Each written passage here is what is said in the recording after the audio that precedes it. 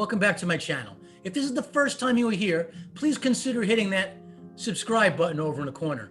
While you're at it, ring that little bell. What that'll do is that'll notify you each time I put out a new video. I put out new videos every single Tuesday. What do we talk about? Talk about all things happening in our area here in Palm Beach, all things real estate.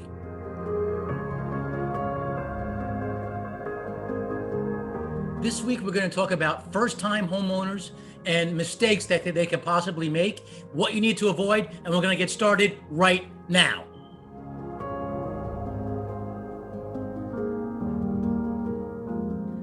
Buying your first home is an exciting time.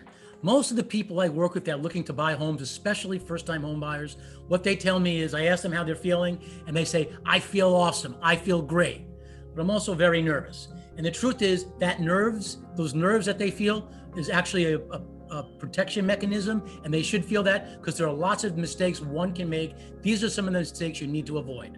One of the big mistakes you can make as a first-time home buyer that you might not know is once you're in contract, it is important that you do not take on any new debt.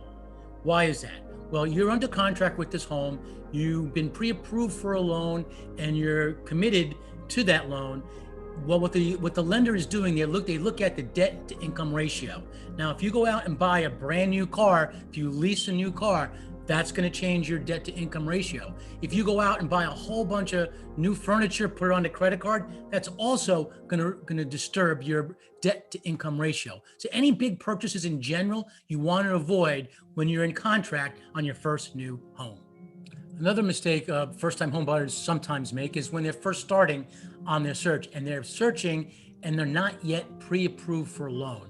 That's important. So what you want to do is meet with the lender, make sure that what your budget is. You might be able to actually qualify for more of a home than you think, or maybe you're looking at homes that are completely above your budget. You want to know these kind of things. Also, there's also importance in terms of the type of loans that you can get. So that's why it's good to sit down with a loan officer, make sure you have all your ducks in order as what you need to do in order to qualify for that home that you dream of. While we're on the topic of mortgage brokers and lenders, what I recommend is avoiding the online lenders. I much would prefer that my clients, my customers, deal with a local lender. Because why? Because they know the area quite a lot better. They know the ins and outs in terms of regulations and HOAs or COAs and all these other things. If you're an online lender, you're not very familiar with the local rules and so forth. Besides, your local lender has better relationships with the people around town, and that can help you in so many different ways. So once again, avoid online lenders and use a local lender. The other thing I would avoid doing is relying on Zillow. What I mean by that is relying on that Zestimate. Trust me, those numbers are not very accurate. What Zillow does, they put together this algorithm. They take into account all sorts of things that they call comps. And what they're doing is they're comparing the house you're looking at to other houses. But then again, they don't know a lot about that house. They don't know what kind of flooring it has, how old the roof is. They don't know anything about the home. So when you're looking at homes through Zillow, do not rely on the Zestimate.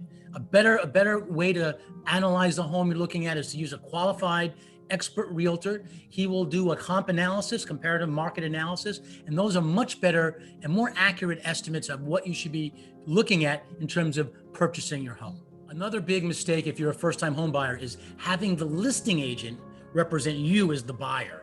So remember, if someone's listing a home and they're basically acting on behalf of the seller of their home. So they're not representing you.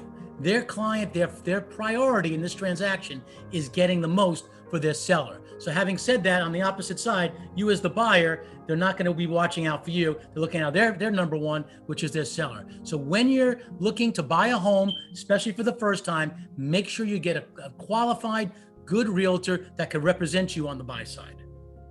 Another piece of advice I give to first-time home owners is be conscious of what you should or can change and what's a bigger deal.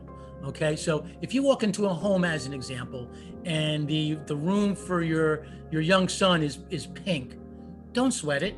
You can easily paint that room from pink to blue or whatever color you think makes sense. So those are sort of small things.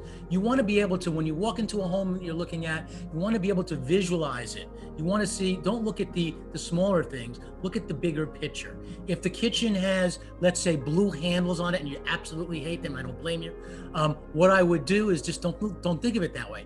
Those things are easily changeable. On the other hand, look at the footprint of the home. Do you like that? But that structurally is a big deal. Look at the roof. Is the roof really old? Is there only like 2 more years left on the life of the roof? That's a big deal because roofs can cost a lot of money. Look at where does the home back up? Does it back up to a preserve? Does it back up to a warehouse? Look at things things you cannot change. Things you cannot change, those are the things you need to be concerned of. Don't sweat the small stuff, focus on the big thing. Well, I hope you enjoyed that. I hope you were able to take away some value from that. If you have any questions, please feel free to drop your question in the comments section down below. In a second, you're gonna see a couple things pop up. Over here, you're gonna see my face in a circle. If you haven't subscribed to this channel, that's a great way to subscribe. And over here is gonna be a video that I made recently. It's entitled, Should I Buy New Construction? And I look forward to seeing you all on the next one.